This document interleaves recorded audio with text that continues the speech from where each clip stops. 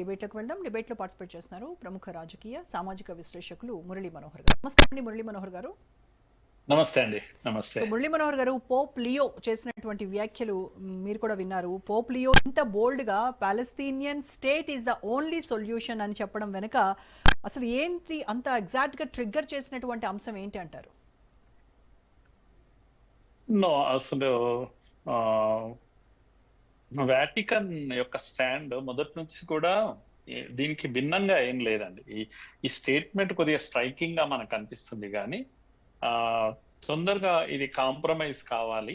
దీనిలో మీరు ఎప్పుడు కూడా మనం మర్చిపోకూడదు, ఎప్పుడు కూడా వాటికన్ కానీ పోప్ కానీ ఇజ్రాయిల్ యొక్క ఆగడాలను ఖండించదు. ఏ రోజు ఖండించదు, ఇప్పుడు కూడా ఏం ఖండించడం లేదు. కానీ పీస్ కోరుకుంటున్నాము, ఇంటర్నేషనల్ లాకు అబైడ్ అయి ఉన్నాము అనేది వాటికన్ ఎక్స్ప్రెస్ చేస్తుంది. కనుక పోప్ విదేశీ పర్యటనలో మొదటిసారి ఆయన ఎన్నిక తర్వాత పోప్గా ఆయన విదేశీ పర్యటనలో వచ్చి ఇంత బోల్డ్ గా మాట్లాడడం, నిర్బంధంగా మాట్లాడడం కొద్దిగా మనకు ఆశ్చర్యం కలిగించవచ్చు. కానీ పోప్ స్టాండ్ మాత్రం కొత్త కాదు, ఇది వాళ్ళ లైన్ కు భిన్నమైంది ఏం కాదు.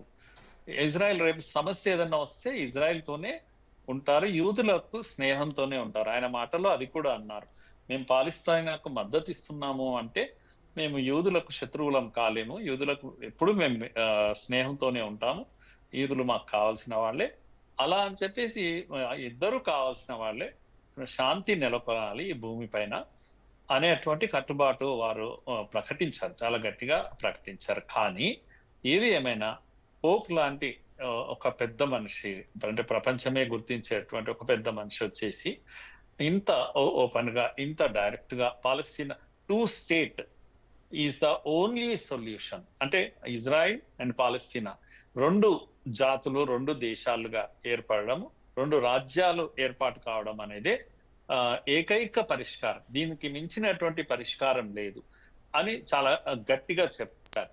కనుక ఇప్పుడు ముస్లిం ప్రపంచం అంతా కూడా ఏం చెప్తుందండి, ఇదే మాట చెప్తుంది. ఏమని? పాలస్తీనా ఒక రాజ్యంగా ఏర్పడాలి అని మొత్తం ముస్లిం ప్రపంచం, అంటే అనేక దేశాలు సపోర్ట్ చేసిన ముస్లిం ప్రపంచం అంతా కూడా ఇదే చెప్తుంది. ముస్లిం ప్రపంచం అంతా చెప్పే మాటను పోప్ తన నోటి నుంచి ఇంత గట్టిగా చెప్పడం అనేది మనకందరికి కాస్త ఆశ్చర్యంగా అనిపిస్తుంటుంది. అలా అని చెప్పేసి యూదులను వదిలేస్తారు, వాళ్ళ మానాన వాళ్ళను వదిలేస్తారు అనేది ఎన్నటికీ అయ్యేది కాదు. అది కనుక సొల్యూషన్ కోసం అయితే ఇది మంచిదే, ఆయన చెప్పింది చాలా మంచిదే.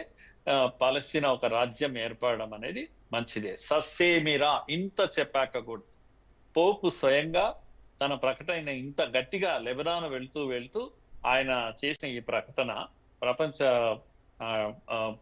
మీడియా ముందల, టర్కీ పర్యటన పూర్తి చేసుకుని వెళ్లే ముందు ప్రపంచ మీడియా ముందు ఇంత గట్టిగా పోప్ చెప్పడము ఎంత షాకింగ్, అసలు ప్రపంచమే ఒక ఆశ్చర్యపోయింది. చాలా చాలా ఊరట కలిగింది అందరికి కూడా. అమ్మ, ఇప్పుడైనా పరిష్కారం లభిస్తుంది అన్నటువంటి సమయంలో నెతన్యాహు ప్రకటన చేసేశాడు అప్పుడే, సస్సేమిరా పాలస్తీనా రాజ్యాన్ని ఏర్పాటు చేయడము మేము అంగీకరించము, మాకు అంగీకార యోగ్యం కాదు, ఇది ఆమోద యోగ్యం కాదు అని చెప్పేసి అవుట్ రైట్ గా ప్రకటన చేశారు. ఇది కూడా మనం మర్చిపోకూడదు. కనుక సెన్సేషనల్ గా పోప్ ప్రకటన సెన్సేషనల్ గా అనిపిస్తుంది, ప్రపంచానికి ఒక ఊరట కలిగించింది ఈ మాట, పోప్ లాంటి వ్యక్తి అలా చెప్పడం అనేది. కానీ ఇది ఫైనల్ కాదు. ఈవెన్ అమెరికా ఈ మధ్య కాలంలో ఇజ్రాయిల్ కు మద్దతు ఇస్తున్నటువంటి పాలస్తీనా స్టేట్ ఫార్మేషన్ కు మద్దతు పలుకుతున్న అనేక దేశాలు ఉన్నప్పటికీ అమెరికా కూడా ఈ మధ్య కాలంలో పాలస్తీనా స్టేట్ ఏర్పాటు కావడం అనే ఒపీనియన్ అమెరికాలో బిల్డప్ అవుతుంది, పెరుగుతూ ఉంది. పైగా ట్రంప్ అడ్మినిస్ట్రేషన్ కూడా ఆ వైపు మొగ్గుతుంది, అది స్పష్టంగా సంకేతాలు ఇచ్చాక కూడా నెతన్యాహు చేసిన ప్రకటన ఏదైతుందో అది ఒక్కసారి నీరు గార్చింది. ఒక్కసారి నేను ఈ విధంగా చూస్తున్నాను. ఇది అంటే జియో పాలిటిక్స్ లో ఏం మార్పు వస్తుంది అనే విషయం చూసినప్పుడు ఇప్పటికిప్పుడు ఈ ప్రకటనతో మనం తొందరపడాల్సిన అవసరం లేదు, మార్పు